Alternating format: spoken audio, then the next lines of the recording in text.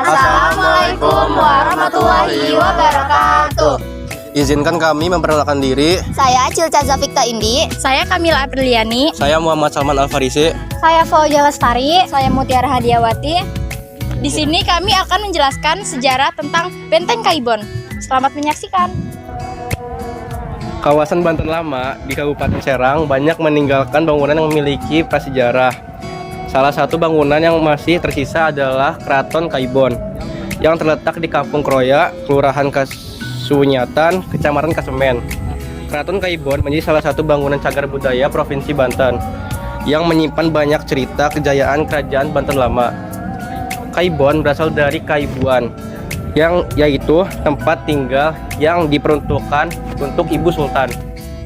Keraton Kaibon dibangun pada tahun 1815. Keraton ini menjadi keraton kedua di Banten setelah Keraton Surosoan. Berbeda dengan Keraton Surosoan, sebagai pusat pemerintahan, Keraton Kaibon dibangun sebagai tempat tinggal Ratu Aisyah. Hal ini dikarenakan Sultan Syaifuddin sebagai Sultan Banten ke-21 pada saat itu masih berusia 5 tahun. Nama Kaibon sendiri dipastikan diambil dari kata keibuan, yang berarti bersifat seperti ibu yang lemah lembut dan penuh kasih sayang. Keraton yang terdiri di atas luas mencapai 4 hektar ini dibangun menggunakan batu bata yang terbuat dari pasir dan kapur. Walaupun telah hancur beberapa reruntuhan, di keraton ini masih terlihat fondasi dan pilar-pilar yang utuh.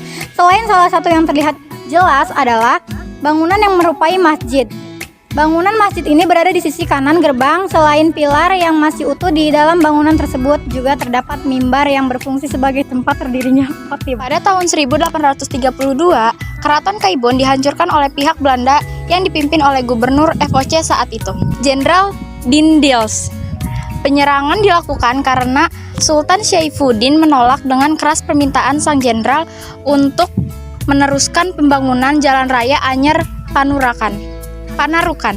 Bahkan utusan jenderal yang bernama Dupuy dibunuh Sultan hingga kepalanya dipenggal, kemudian dikembalikan kepada Jenderal Dindiels. Mahar besar Jenderal VOC tersebut menghancurkan Keraton Kaibon hingga hanya meninggalkan puing-puing yang tersisa saat ini. Ini puing reruntuhan Keraton Kaibon meninggalkan cerita tentang kejayaan Banten Lama. Walaupun hanya berupa reruntuhan dan pondasi-pondasi bangunan, tidak membuat pengunjung berhenti mengagumi cagar budaya di Provinsi Banten ini. Selain ingin melihat kejayaan Banten tempo dulu, keraton ini juga sering dijadikan pengunjung dan pasangan muda untuk mengabadikan diri dengan latar belakang keraton yang klasik serta artistik. Sekian dari kami, terima kasih telah menonton video ini. Wassalamualaikum warahmatullahi wabarakatuh. Jangan lupa like ya guys. Bye bye.